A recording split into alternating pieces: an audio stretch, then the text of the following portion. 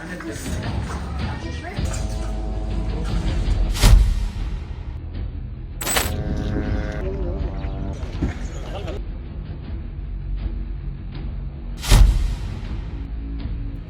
นักข่าวรอยเตอร์รายงานโดยอ้างข้อมูลจากเจ้าหน้าที่สหรัฐ2 รายที่ไม่เปิดเผยชื่อว่าระหว่างสงครามเริ่มต้นขึ้นเมื่อเดือนตุลาคมปีที่แล้วจนถึงเมื่อไม่กี่วันที่ผ่านมาสหรัฐได้ส่งอาวุธจำนวนมากให้กับอิสราเอลโดยมีทั้งระเบิด MK-84 หนัก 2,000 ปอนด์อย่างน้อย 14,000 ลูกระเบิด 500 ปอนด์จำนวน 6,500 ลูกขีปนาวุธนำวิถีทางอากาศสู่พื้นดินอย่างแม่นยำ 3,000 ลูกและระเบิดบังเกอร์บัสเตอร์ 1,000 ลูกและระเบิดขนาดเล็กที่ทิ้งกลางอากาศอีก 2,600 ลูกรวมถึงอาวุธยุทโธปกรณ์อื่นๆด้วยคดีแม้ว่าเจ้าหน้าที่จะไม่ได้ระบุลำดับเวลาการส่งแต่ผลรวมทั้งหมดชี้ให้เห็นว่าการสนับสนุนทางทหารของสหรัฐสำหรับพันธมิตรของตัวเองอย่างอิสราเอลไม่มีการลดลงอย่างมีนัยสำคัญเลยแม้ว่าจะมีการเรียกร้องระหว่างประเทศมาอย่างต่อเนื่องให้จำกัดการจัดหาอาวุธให้อิสราเอลรวมถึงการตัดสินใจของฝ่ายบริหารเมื่อเร็วนี้ด้วยที่ให้ระงับการจัดส่งอาวุธที่ทรงพลังและระเบิดจำนวนการส่งมอบที่ไม่เคยมีรายงานมาก่อนเช่นนี้ถือเป็นข้อมูลล่าสุดและครอบคลุมที่สุดของอาวุธที่จะส่งไปยังอิสราเอลนับตั้งแต่สงครามกาซาเริ่มต้นขึ้นขณะที่ทอมคาราโกผู้เชี่ยวชาญด้านอาวุธของศูนย์ศึกษายุทธศาสตร์และการต่างประเทศของสหรัฐได้แสดงความเห็นว่าเนื้อหาของการขนส่งนี้ดูเหมือนจะสอดคล้องกับสิ่งที่อิสราเอลต้องการเพื่อเติมเต็มเสบียงที่ใช้ในการปฏิบัติการทางทหารที่เข้มข้นยาวนานกว่า 8 เดือนโดยแม้ว่าตัวเลขเหล่านี้อาจจะถูกใช้ไปอย่างรวดเร็วในความขัดแย้งครั้งใหญ่แต่รายชื่อนี้สะท้อนให้เห็นอย่างชัดเจนถึงการสนับสนุนอย่างมากจากสหรัฐสำหรับพันธมิตรอย่างอิสราเอลอาวุธที่ระบุไว้เป็นประเภทที่อิสราเอลเตรียมจะใช้ในการต่อสู้กับกลุ่มฮามาสหรือที่อาจจะเกิดความขัดแย้งกับกลุ่มฮิซบุลลอห์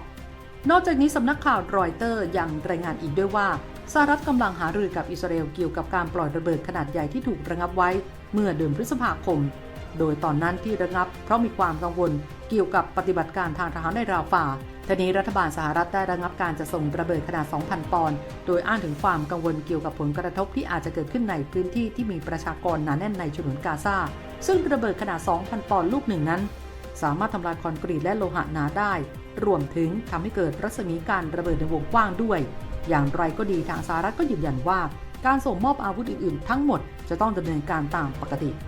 ด้านเพรสทีวีสื่อของอิหร่านรายงานข่าวจากเว็บไซต์ Axios เมื่อวันพฤหัสบดีรายงานอ้างถึงเจ้าหน้าที่สหรัฐคนหนึ่งและเจ้าหน้าที่อิสราเอลอีกคนหนึ่งเผยว่าจะมีการปล่อยระเบิดน้ำหนักประมาณ500 ปอนด์จำนวน 1,700 ลูกเป็นหนึ่งในประเด็นที่มีการพูดคุยกันในที่ประชุมระหว่างโจอัฟ กัตแลนด์รัฐมนตรีกลาโหมอิสราเอลและเจ้าหน้าที่เพนทากอนเจ้าหน้าที่อิสราเอลกล่าวอีกว่าในการประชุมที่วอชิงตันเราได้รับแจ้งว่าระเบิดขนาด500 ปอนด์จะถูกปล่อยออกมาหลังจากนั้นปฏิบัติการราฟาจะสิ้นสุดลงในอีก2 สัปดาห์ตามรายงานรัฐบาลสหรัฐยังจะทบทวนการปล่อยจรวดน้ำหนัก 2,000 ปอนด์อีกด้วยทีนี้แม้ว่าสหรัฐจะให้รายละเอียดและปริมาณความช่วยเหลือทางทหารที่ส่งไปยังยูเครนแต่รัฐบาลกลับเปิดเผยรายละเอียดที่น้อยมากเกี่ยวกับขอบเขตทั้งหมดของอาวุธและกระสุนที่ส่งไปยังอิสราเอลโดยการขนส่งนั้นค่อนข้างยากต่อการติดตามเนื่องจากอาวุธบางส่วนถูกจัดส่งไปในฐานะส่วนหนึ่งของการขายอาวุธที่สภาคองเกรสอนุมัติไว้เมื่อหลายปีก่อนแต่เพิ่งจะมาดำเนินการได้ในตอนนี้สำหรับสหรัฐนั้นในแต่ละปีจะส่งมอบความช่วยเหลือทางทหารมูลค่า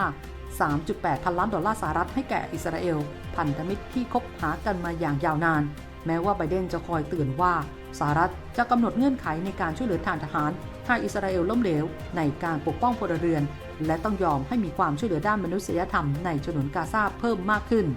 อย่างไรก็ดีการสนับสนุนอิสราเอลของไบเดนในการทำสงครามกับฮามาสกลายเป็นความรับผิดชอบทางการเมืองโดยเฉพาะอย่างยิ่งในกลุ่มคนหนุ่มสาวที่สนับสนุนพรรคเดโมแครตสิ่งนี้ได้กระตุ้นให้เกิดกระแสการประท้วงต่อไบเดนในการเลือกตั้งขั้นต้นและผลักดันให้เกิดการประท้วงที่สนับสนุนชาวปาเลสไตน์ในมหาวิทยาลัยทั่วทั้งสหรัฐมาร่วมสนับสนุนท็อปนิวส์นำเสนอความจริงได้แล้ววันนี้เพียงกดปุ่ม Super Thanks แล้วเลือกจำนวนเงินตามที่ต้องการได้เลยครับขอบคุณครับ